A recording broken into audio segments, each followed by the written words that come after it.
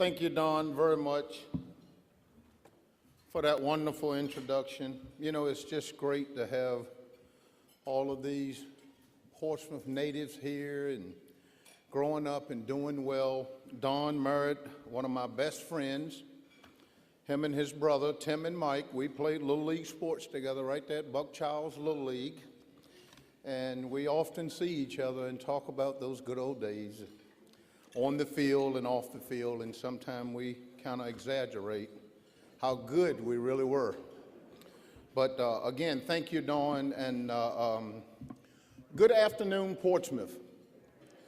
That's right. It is an honor for me to be here, as it is every year, to reflect on and recommit ourselves to the great responsibilities that we have to our citizens, to our city, and to each other. Now, I stand here humbly but confident that the Portsmouth we seek is already taking shape. The Portsmouth we seek is already taking shape.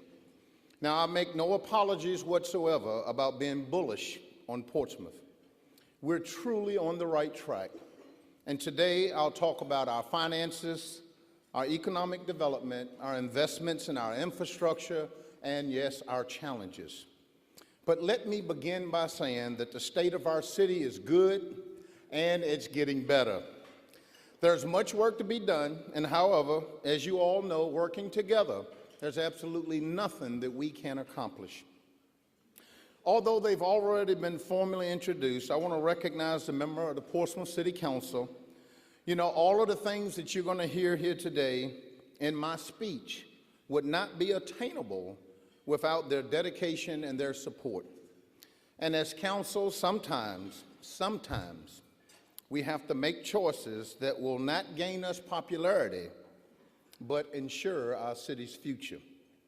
And for me personally, there's been no prouder moment than to be the mayor of this city and travel to places like New York and talk to our credit-rated agencies about all of the progress and the good things that are going on in our city, and then back that up with the financial data and the economic data, and just watch our team as they showcase all of the things as where we were and where we're going. And so to the members of City Council that are here, would you please stand? Let's give them a hand, please.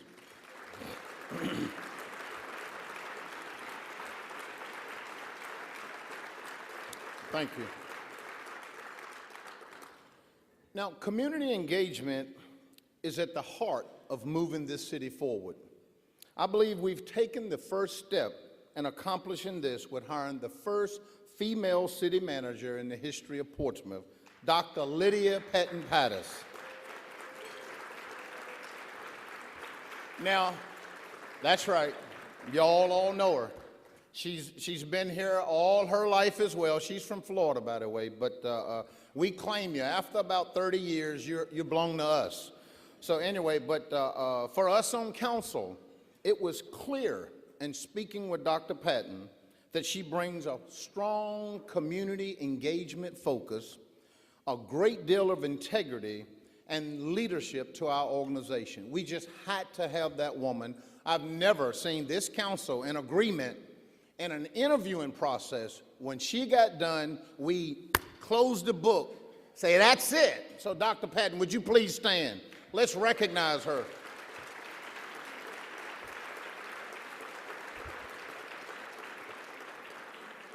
Now, she's just over 200 days in office, and we're very proud of the work that she's already doing, her and her new team, and reshaping and putting together the new Portsmouth. Now, also, I'd like to welcome to the Portsmouth family our new city attorney, Mr. Solomon Ashby Jr. He started here in November. Where's Mr. Ashby? You stand, sir. All right. This I.C. Norcom graduate has returned home to Portsmouth, another Portsmouth boy, okay? He served as assistant city attorney in the city of Atlanta, Georgia, and in Suffolk, Virginia. So, Mr. Ashby, welcome and thank you. And then finally at this time, I want to introduce and acknowledge two other important people that are here. Our new police chief, Chief Tanya D. Chapman, and our new fire chief, Chief Dwayne Bonnet. That's right. That's right. Now, Ms. Chapman's remarkable, comprehensive professional background brings visionary leadership and high-quality service to our city, while Mr. Barnett's extensive knowledge, his commitment to fire and emergency services, his leadership qualities, and demonstrated achievements through collaboration will make him a vital and instrumental part of our evolving city.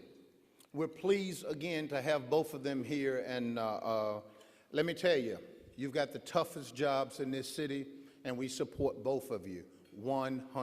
That's right.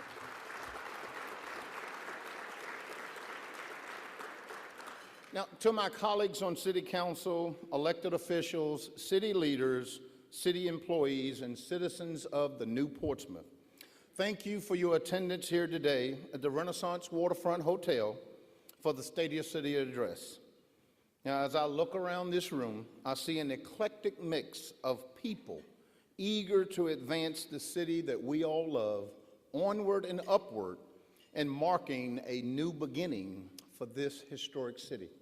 A new beginning for this historic city. Today, it is only fitting that as we talk about the work ahead of us, that we recognize those who have taken on the responsibility of service to the city of Portsmouth. We commend our city employees that diligently serve our residents and our businesses each and every day. They represent a thread that runs through this city, a belief that public service is a noble calling and that part of what makes Portsmouth great is helping our neighbors navigate life's challenges, both big and small. We also have a remarkable and talented team of directors who have provided direction and have carried out the various programs, projects, and initiatives while doing an excellent job in managing their respective budgets. And they're doing all of this while keeping in mind the best interests of our citizens.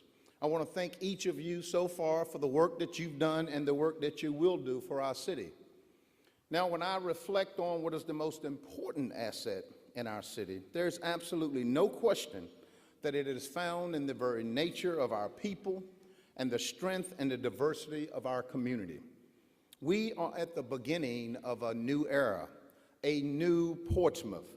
And to me, that means a new and innovative way of engaging with our citizens. Moving forward, community engagement will be at the forefront of everything we do. Now, the city of Portsmouth has sound, conservative financial policies to ensure the long-term financial stability of our city. Adherence to these policies assures a competitive bond rating and the ability to borrow funds for long-term capital needs at an effective interest rate. Our city has received a strong AA rating by the 3 major credit rating agencies.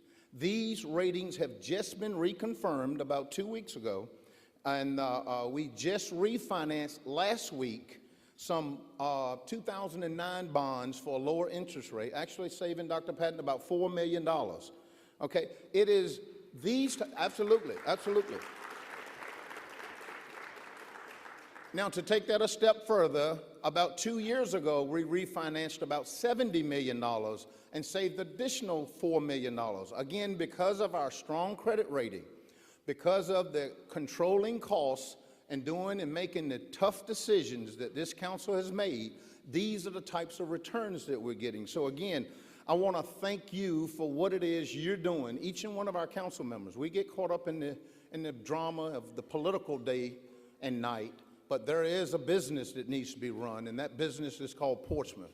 And what I'm sharing with you here today is all great news, and it's because of those hard decisions that we've had to make. Now, our CIP project, we're seeking low to no interest financing for many of our FY 2017 projects and have over, get this, 50% non-debt financing sources for our capital improvement program. 50%. That's great news. Now, 2 of our major strengths of our city is that our fund balance policy is maintained at 15% of general fund revenues and that our budget is structurally balanced. I can assure you that the fiscal year 2017 budget that was proposed by our city manager and the one that we will adopt, this city council, will meet both of these criteria and continue the financial viability of our city. Now, as mayor, I believe we must be good stewards of every dollar that we receive. We have to maximize and stretch these dollars. To do this, we must expand our partnerships. Dawn talked a lot about the relationships and what Town Bank is doing in our city. We've got to be able to expand our partnerships locally, regionally, and nationally. Through increased community engagement, through developing and nurturing meaningful relationships, and building trust, we can move our city forward. This past year, we've been inviting community engagement. Community engagement is key in the way that we connect, from the way that we involve and collaborate with the communities in our decision-making processes, to the way that we empower groups to get involved with the community, whether they're faith-based organizations or master developers. While we already had some of these community engagement and citizen engagement methods already in place, we've incorporated more ways to involve our citizens. We've held numerous public forums, from 2 public hearings regarding the Churchland Bridge replacement to the 3 community engagement budget forums, which is now serving to help us make budget decisions that are more closely aligned with the citizens' input. And again, that's key. And then to the inaugural Working in Support of Education, our back-to-school community day that we launched last year. We drew over 8,000 citizens from Portsmouth and throughout the region, and we were able to give every school-age child there a backpack stuffed with school supplies. It was about 1,500. So give yourselves a hand for all of the volunteers who made that possible. And finally, on the citizen engagement piece, we added another component, which was the community forums that we held in the selection process of our new police chief and fire chief. So again, community engagement is going to be at the forefront of everything we do in this new Portsmouth. Economic development in Portsmouth continues to experience an increase in activity, especially in critical sectors such as retail, multifamily, and port-related developments. 2015 saw the continuation of development throughout our city. Currently, the private sector, get this, the private sector is investing over $160 million in new construction and redevelopment projects. $160 million being invested in Portsmouth. This past fall, the Interchange Group, a third-party logistics firm, purchased the old Smithfield-Gwaltney hot dog manufacturing plant. They've already finished the demolition of that facility, and they plan to begin construction this year of a 200,000 square foot warehouse on that 12.5-acre site. The facility will give Interchange a strategic position in the Hampton Roads region by being close to all 3 ocean terminals, and benefit the city of Portsmouth by continued real estate revitalization and employment opportunities for our residents. This project represents about a $5 million investment of private money, once again, in our city. Now, in October of 2014, you remember we had the first phase of the grand opening of our Midtown Marketplace with the anchor tenant, Kroger Marketplace. Well, May of 2015, the second phase of that center opened with $10 million in construction for inline shops and out partials for TJ Maxx, Cato Fashions, Hibbett Sports, Dunkin' Donuts, and Wendy's. Other national companies investing in this emerging retail corridor included Wawa with a $4.5 million investment and Autobell with a $1.1 million investment. The market for upscale multifamily developments in Portsmouth is booming, fueled by positive economic indicators and rising demand. The strategic growth area is experiencing a flurry of development. You love those names, booming, flurry. Booming and flurry of development and construction that has not been witnessed in Portsmouth in decades. Today, we have 3 developers completing 9 different projects and working in our downtown strategic growth area and creating over 800 multifamily units, resulting in $100 million in private investments. Those 3 developers are first, the Whitmore Company. They developed and opened the quarters at Parkview in 2014. They have 2 more sites under construction, the King Court site, which is a 46-unit community with $6.3 million investment, and the Sterling Court site, which is 67-unit apartment building, representing another $9.2 million. And according to Mr. Ashton is here, both of those will be ready for occupancy by this summer. Additionally, Whitmore has just announced plans for the Crawford House. You know, that's the old Wells Fargo Bank building across the street from the post office. They will be converted into 46 luxury apartments, and that renovation will consist of another $6.5 million in investment. And now the Breeden Company. In July of 2015, the Breeden Company acquired Montgomery Square, which includes 69 residential units and 40,000 square foot of commercial space. Montgomery Square marks the Breeden Company introduction into Old Town Portsmouth, along with the Harbor Vista on Crawford Street, which broke ground last summer with 134 luxury units to be completed this summer. And then right after that, the North Pier, which is adjacent to the pavilion and on the water, a 187-unit luxury apartment complex expected to start immediately after Harbor Vista. And not to be left out, finally, the Monument Company, based in Richmond, Virginia, closed on 2 properties this past spring to redevelop as luxury apartments with the construction of 81 high-end apartments at the 6-story Seaboard building, that's our #1 High Street, leaving room for about 8,200 square foot of commercial space on the first floor, while the 7th-floor Governor Dinwiddie Hotel, now called Tower 507, has been redeveloped into 47 high-end luxury apartments. This surge in activity is attributed to the next generation workforce and increasing numbers of renters by choice who seek flexible living situations while demanding amenities that are consistent with the lifestyles that they're accustomed to living. Now, everywhere you look, Portsmouth single-family homes in our neighborhoods are changing and improving. Since the launch of our 2012 Move to Portsmouth campaign, 285 new homes have been built in the city, and another 210 homes have been refurbished. In 2015, our foreclosure rate decreased from 16% to 14%, and in total, there were 102 new homes built and sold, resulting in $32 million in new property this year. That's just in the 3 quarters this year.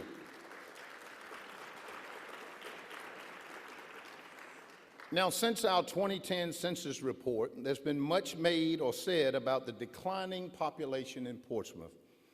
Nothing could be further from the truth. I've adopted a phrase or logo, "Don't believe the hype." The Weldon Cooper Center for Public Service out of the University of Virginia confirms that Portsmouth population has grown by 1,250 residents since 2010 and is projected to grow to 6,000 more residents by 2040. And last year alone, just to confirm those numbers, last year alone we had 3,257 new homeowners in Portsmouth. We're on the right track. We are certainly on the right track. 285 new homes built since we launched that campaign, 210 being refurbished. We're clearly on the right track. Now for our infrastructure, because we always got to make these investments, being an old city, 264 years old. In December, the Department of Public Utilities completed phase 1 of the Downtown Master Utility Plan. Now, as you all know, we've divided the downtown area into 4 quadrants to be able to replace about 2.5 miles of water lines, sanitary sewer, and storm drains. Well, phase 2 of that project is set to kick off later this year. That entire investment in our utilities downtown equates to about $53 million that we'll be investing.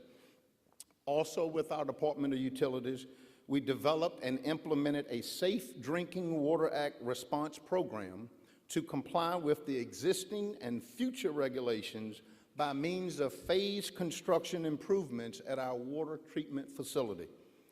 Our current demand here in the city of Portsmouth is about 17 million gallons a day. That's for all of our internal customers as well as our external customers, City of Suffolk, Chesapeake, and the federal government.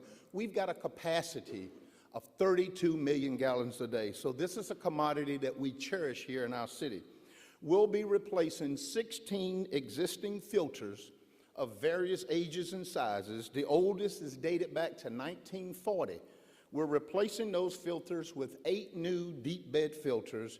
And in addition, the project includes the installation of UV treatment for secondary disinfection and the ability to incorporate ozone treatment should the future regulations require. Again, this investment in our water treatment facility, $35 million. The Churchland Bridge, another investment, built in 1951. The Churchland Bridge is critical for Portsmouth residents, connecting 2 sections of our city. But it also has regional impact as one of 3 crossings of the western branch of the Elizabeth River, and also serve as routes for trucks delivering goods to and from Southampton roads. Slated to begin construction in 2017, the Churchland Bridge replacement project will include removal of the northbound span and replace with the new span. Now say this with me, we're not doing the whole bridge, just the northbound span. That span is currently 26 foot wide. We're going to replace it with a 51-foot wide span. We're going to have 2 12-foot travel lanes, a 4-foot inside shoulder, an 8-foot outside shoulder, and an additional 14-foot wide multi-use path separated from the travel lanes by vehicle barriers. Upgrades to the outbound span. The outbound span is going to include the lighting system, the pedestrian barrier, as well as some other system upgrades. Again, this project will be fully funded in fiscal year 2017, and it's estimated about $35.5 million. Investments, investments, investments in our city. And in 2013, phase 1 of the Paradise Creek Nature Park was completed. Since that time, the response to the park has been overwhelming. More than 6,300 students, including Portsmouth 5th graders, high school ecology students, Old Dominion University grad students, and more than 900 volunteers have participated in the various projects. Well, in May, the partnership came together again and held groundbreaking ceremonies for the second and final restoration phase for this land. The phase of improvements consists of expanding the existing permeable paver parking lot, construction of a learning lab, the installation of additional trails, and the construction of a wooden pedestrian pier with an adjoining kayak launch. I'm telling you, great things are happening in Paradise. For those few of you who have not been over there, please go over and spend an hour or 2. You won't be disappointed. Now, in our investments in education, in an effort to bolster the community support and to enhance the image of our schools, the city and the schools have reaffirmed its partnership. That is huge. We have reaffirmed our partnership. The Portsmouth Public Schools and the City of Portsmouth are working to consolidate and share common services. Collaboration has already begun with the city and the schools with our budget community engagement forums that we held in January and February. They were both done with our new superintendent and our new city manager and their staffs getting feedback from the community. You will continue to see this type of collaboration and partnerships as we move forward. Now, today we come here to discuss our future. And in that discussion, there's absolutely nothing more important than education. It is the key to our future success. Education is the key to prosperity. Education is key to equality. And education is certainly key to opportunity. In March, the schools, in conjunction with the city, launched a proactive citywide campaign Get them to school, make it count. Get them to school, make it count. This campaign is aimed at addressing the effects of chronic absenteeism, increasing student enrollment, and celebrating student success. Now, each of our high school students from Churchland, Norcom, and Wilson this year received a well-deserved technology boost. Each student received their very own Chromebook. The new technology offers our students a chance to engage in the classroom and extend learning at home. The boost in digital technology was supported by the Virginia E-Backpack Learning Initiative, which provided grant funds to our division. Students are now utilizing these devices to communicate, collaborate, and create meaningful learning experiences that support the school's curriculum. And in addition, the network infrastructure at all of our high schools and all of our middle schools received a $1.7 million upgrade that increased the wireless footprint, allowing our teachers and our students to have seamless online experience while serving as catalysts to equip students with college and career readiness skills. And this summer, through a cybersecurity education grant through the Virginia Department of Education, thank you, Senator Lucas, 25 of our rising 10th, 11th, and 12th grade students will have the chance to participate in the Virginia Cyber Camp program. Portsmouth Public Schools has partnered with the faculty of the Department of Computer Science at Norfolk State University to provide our students with a world-class, state-of-the-art cyber camp experience. Now, I don't know how many of you have seen and heard the governor talk. He was just here last week. We had lunch. All he's talking about is cybersecurity. He's talking about, Delegate James, all of the thousands of jobs we got, code writing and all of those types of things. We need to enhance that at our high school level and hopefully get down to our elementary level. But again, absolutely. Now, the governor mentioned the starting salary was $80,000. The mayor started looking for that. I went through the classified. But where we have invested in our city, we have seen returns. You're all business people here, members of the chambers, or hopefully be members of the chambers after this event. But you understand what it means to invest and what it means to get a return on your investment.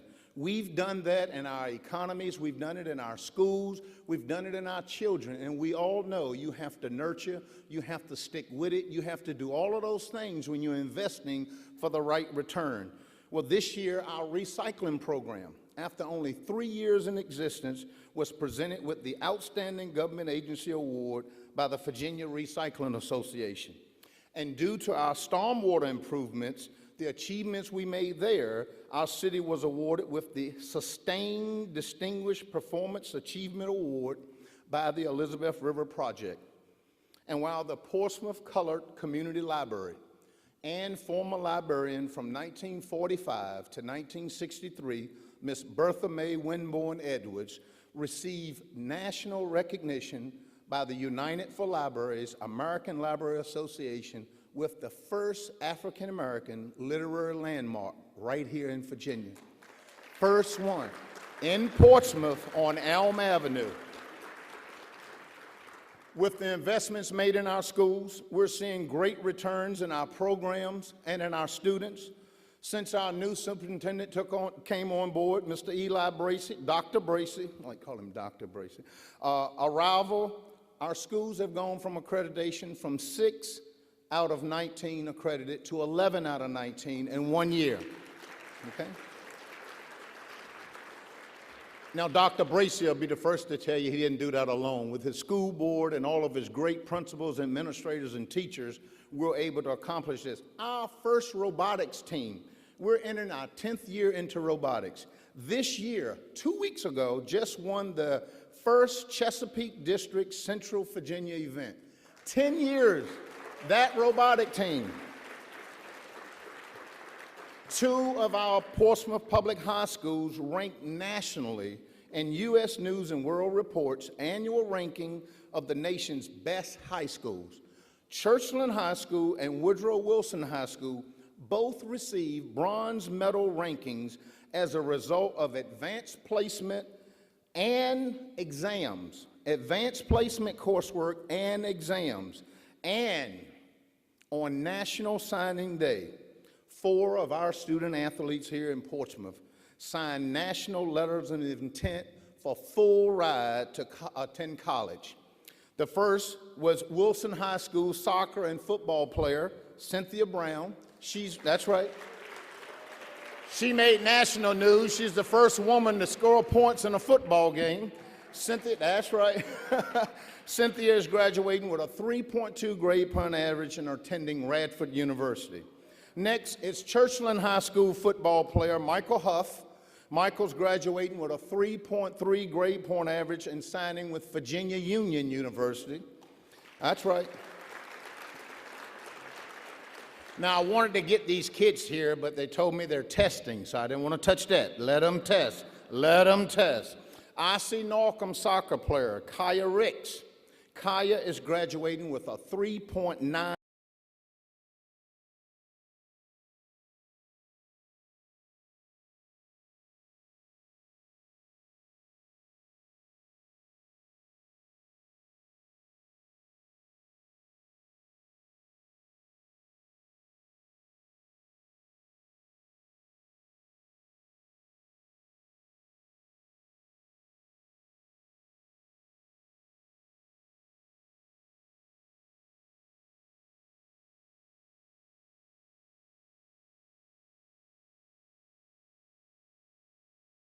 Richmond, when Travis Field made that last second shot that sent I.C. Norcom to the state championship for the 3rd year in a row, and 5 championships out of the last 7.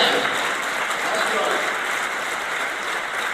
Investing in hard work, investing in our community, and investing in our children is clearly the right thing to do. That's right. You can applaud that. We're investing.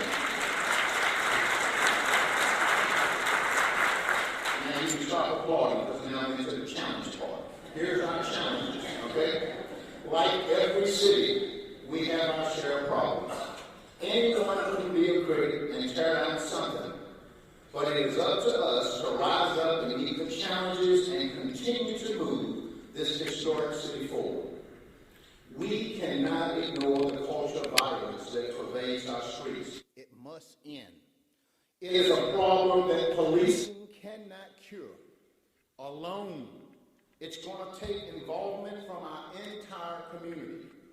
Far too many of our homicides in our city share commonality, but embracing proven models within the community to save lives, to restore trust, and to position young men and women for success are critical pieces toward reversing many of the ills that are facing us. Under the leadership of our new police chief, Chapman, we're enhancing our existing programs and implementing the recommendations from the President's 21st Century Policing Task Force. Today, we're taking new steps to strengthen that relationship between law enforcement and our communities with 3 primary initiatives.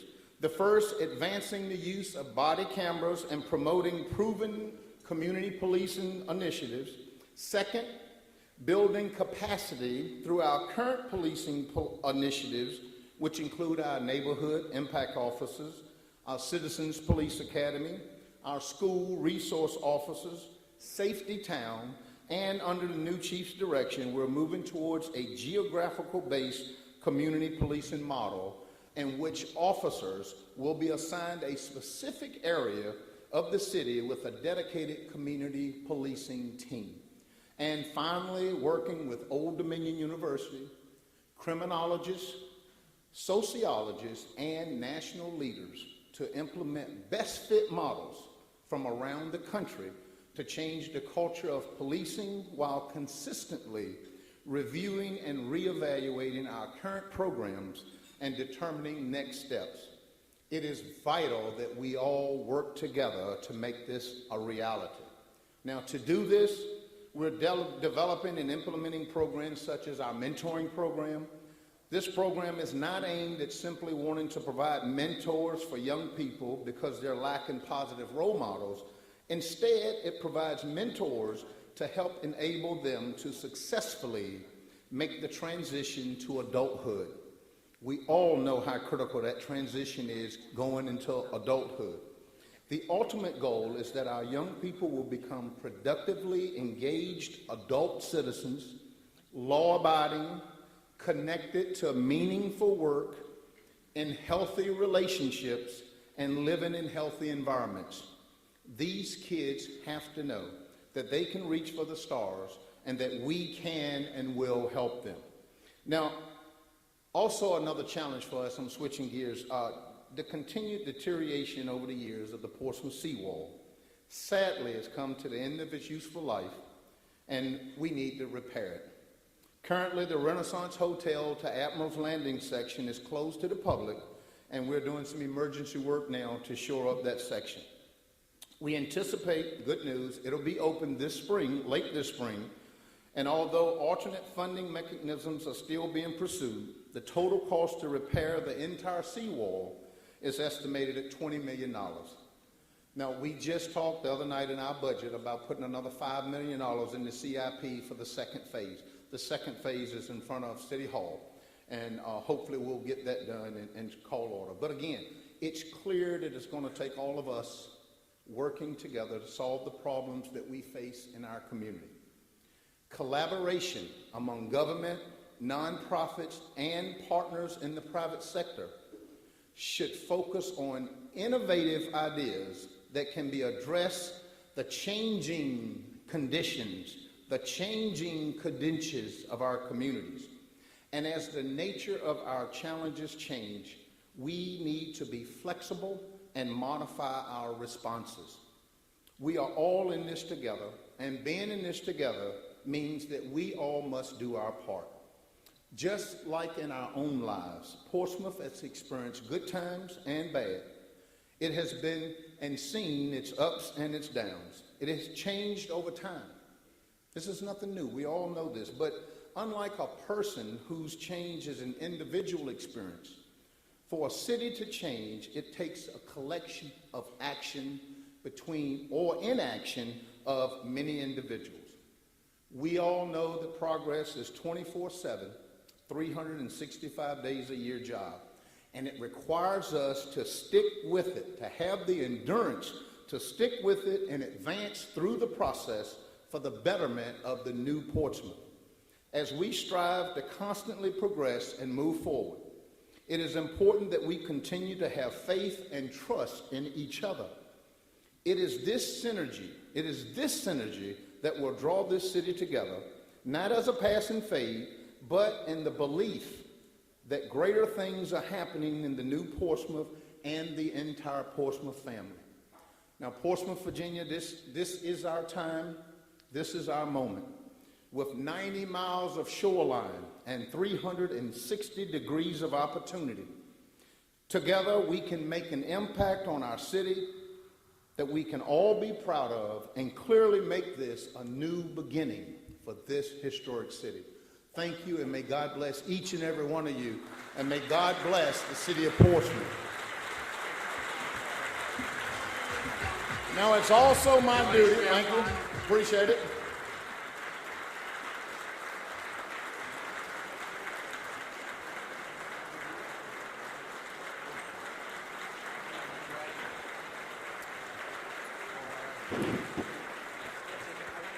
Now, I've also been given the dubious task of adjourning the meeting. There are centerpieces on the table.